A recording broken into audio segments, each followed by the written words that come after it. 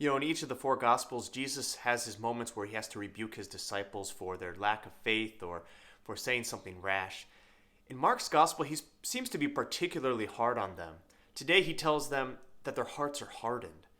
They've forgotten to bring bread with them in the boat, and Jesus is telling them to guard against the leaven of the Pharisees and of Herod.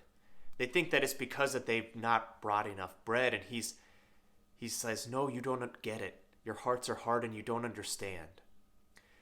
He's using this parable of leaven, and that's like yeast in bread. So a little bit of yeast makes the bread rise.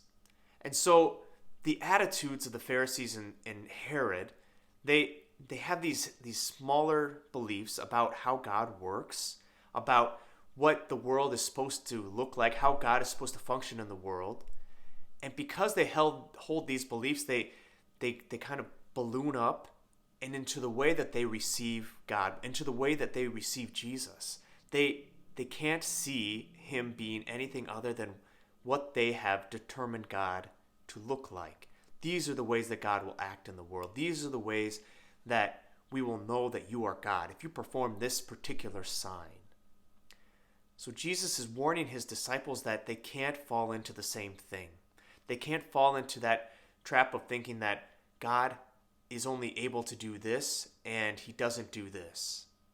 They're worried about the bread they brought, and Jesus is saying, I'm the true bread. I'm the one who provides. Look what I did for the people out there when I fed the 5,000. When I fed the 4,000, there was leftovers. He more than provides for our needs, and they don't quite get that yet. They're still hardened of heart. Of course, there's still a lot of hope for them, and they do finally start to get it.